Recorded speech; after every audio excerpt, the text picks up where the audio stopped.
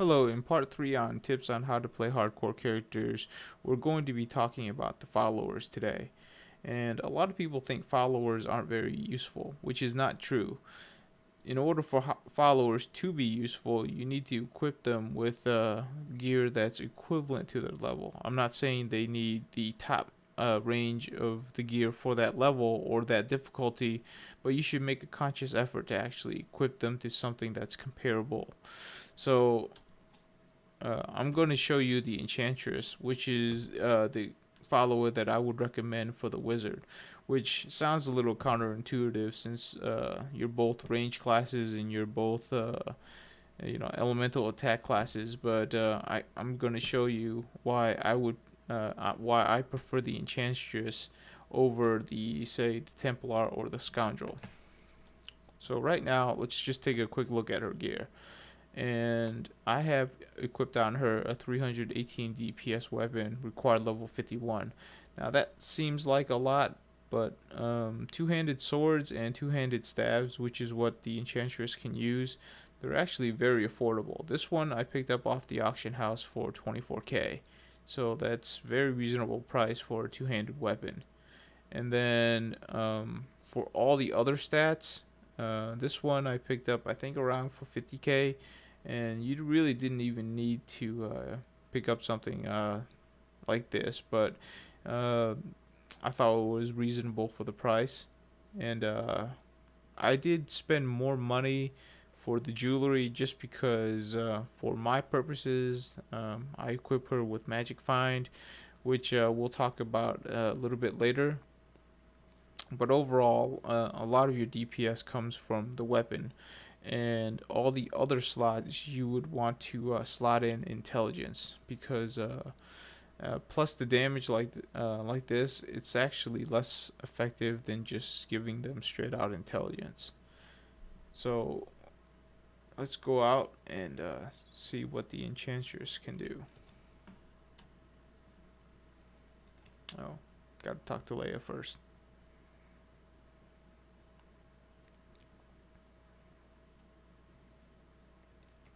So right now we are in hell level difficulty.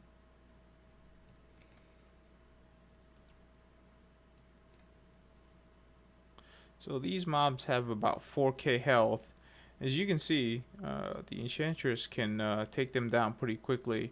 Her AoE attacks can hit for around 2k to 1500, and her normal attacks can hit anywhere from 400 to 700, which is even hell level difficulty. You can tell that it can take down zombies or any type of mobs fairly quickly.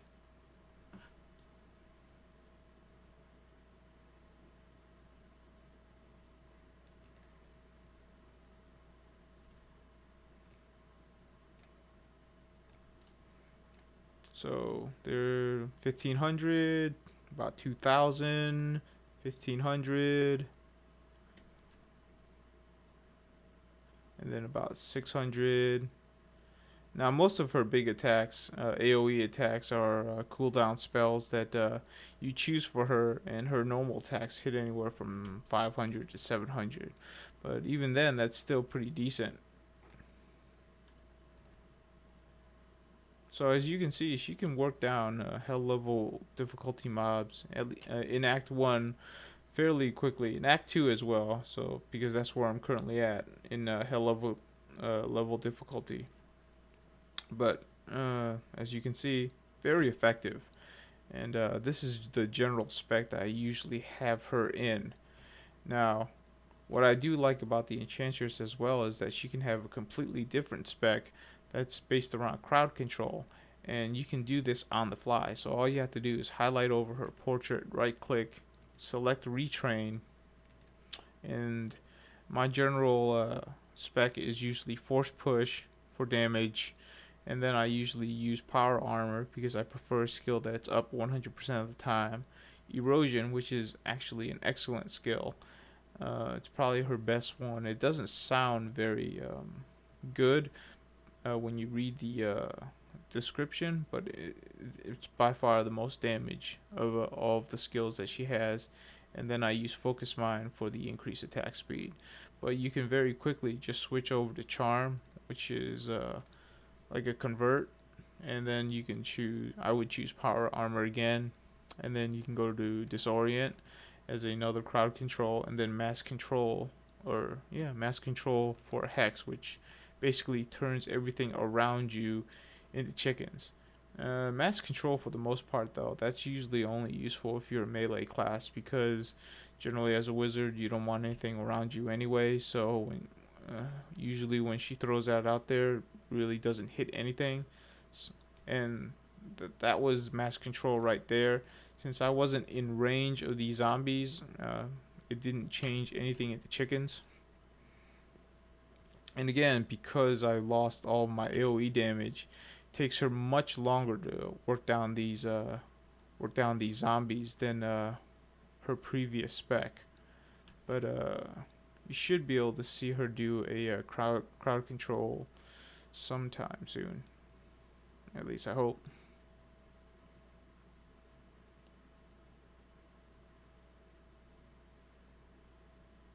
All right, let's go to the next one. Oh, there we go. There's a Mass Confuse right there. And then there's a Blind. Let's see if we can get one of the chicken.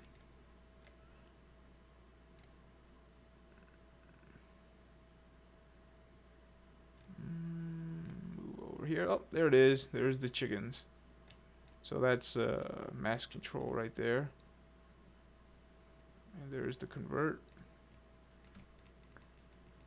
Generally, this spec is only useful is if I'm soloing and I see a champion or a elite mob that I think I'll have problems with, and I'd rather just go ahead and give her that spec, and just have the chance of being able to halt one of the elites or champions while I'm trying to work down that pack.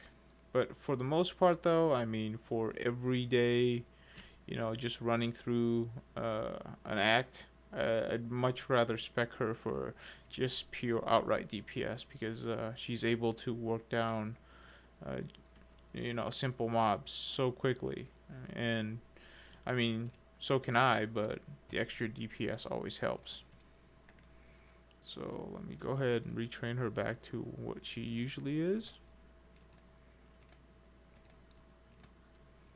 And then we will move on to the next follower.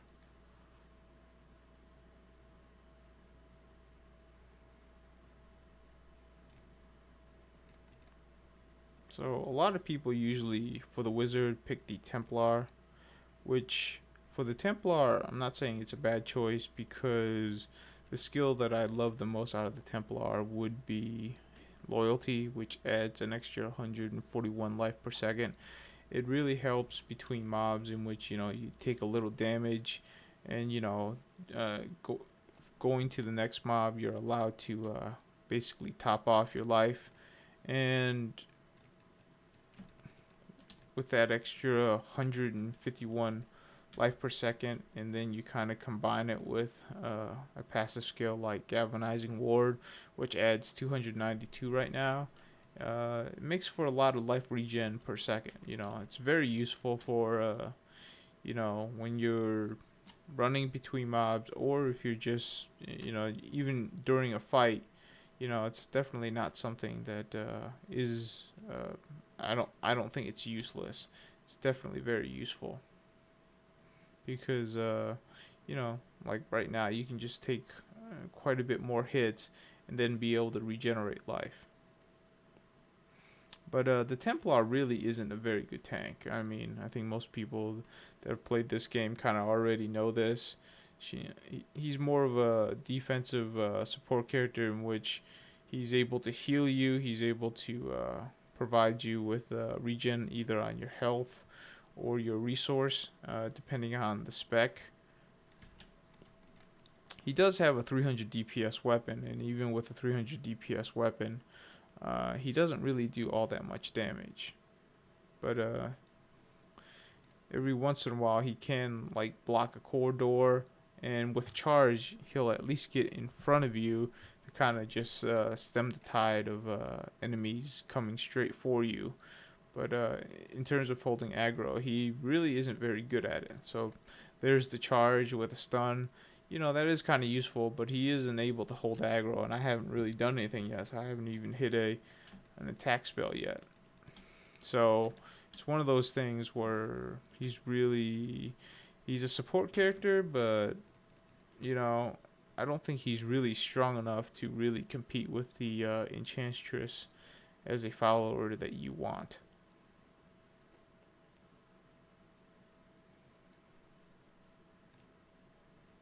And the last one we're going to talk about, it would be the Scoundrel. Now, the Scoundrel, I really don't use him very often. In fact, in my walkthrough of Act 1, I was kind of playing around with him to see if I can find a use for him. And I really didn't, because if I was going to go for either damage or crowd control, the Enchantress has that. If I wanted some regen capabilities, in a melee class, that would be the Templar. And that really doesn't leave anything that's unique for the Scoundrel to kind of take a hold of. I mean, that's multi-shot right there. But because multi-shot only has 3 arrows and it spreads so quickly, so wide, generally speaking, you don't really hit with all 3 arrows most of the time. The only exception is usually like in Act 3 where there's a lot of mobs in a pack or in a dungeon, which kind of like Colton Zool's level, in which there's just very small gaps in which you might be able to hit with all 3 arrows. But for the most part, I don't find it to be very useful. And also, Hysteria, I really didn't notice a difference when I changed between Hysteria and Crit, or, when I just don't have any of them selected at all. I don't see why anybody would ever use Vanish, because a follower can't die permanently. They can always just resurrect. So you almost always will go with a blind, which is probably the most useful skill out of the Scoundrel. Something comes rushing up to you, he'll use blind and give you a chance to kind of get some distance or to quickly work down that enemy while he's blind. That's probably the most useful one. The crippling shot can be useful for elite and champion packs, but the problem is that it's on a 6-second cooldown and the slow is only 3 seconds, so half the time whatever is being slowed will be moving at full speed. So again, it's just not useful enough to say that I would want to use the Scoundrel. If Blizzard actually gave the first skill as like pick up gold, and the second one as pick up gems, and the third one as pick up blues and rares, I'd probably use the Scoundrel for that than just the DPS skills, because I just think the Enchantress does a better job at it.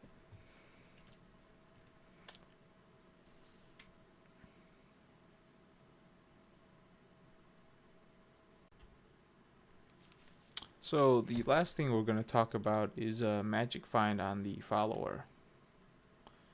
So right now I have all of my magic find on my Enchantress, and this is the sword that I usually have on my Enchantress, and the reason why I bought this sword, and it was actually after I had this sword already, was just to show that you can buy a high DPS weapon on the auction house without having to spend a boatload of money for your follower. So the reason why I usually have this legendary sword on is because there's 23% magic find on this sword. So right now I have 23% from the sword, the amulet has 18, ring has 8, and this ring has 12. So that's a total of 61% magic find that I have equipped on my follower. Now, for my main character, the only magic find piece that I have on currently is my chest piece, so I'm just going to go ahead and take that off. So none of the rest of the gear that I have has magic find. So the effective magic find, though, what you'll see is only 12%. So I've already added up this as 61%, but it only translates to 12% effective magic find for me. So what seems to be happening, and I'm just doing the math, so I haven't confirmed it with any text from Blizzard. It seems to be only taking 20% of your followers' magic find as your effective magic find that you will have. That's what it looks like. Because if I were to add this 9% magic find back onto my character, I would get the full 9%. So it would bumped it up to 21%. So just kind of something for you to think about. If you're going to equip magic find on your followers, there's only a 20% effective magic find that you're going to get from your followers. Since I don't really have a lot of magic find gear on my main character, and I don't really plan to, as when I get to level 60, as I am able to afford some pieces of gear that has magic find on it, um, I will, but I'm not going to sacrifice survivability or DPS for magic find. So anywhere I can get a little bit of magic find, I'm usually willing to spend a little money on it. So that's just the it's an important thing to know, and that's it.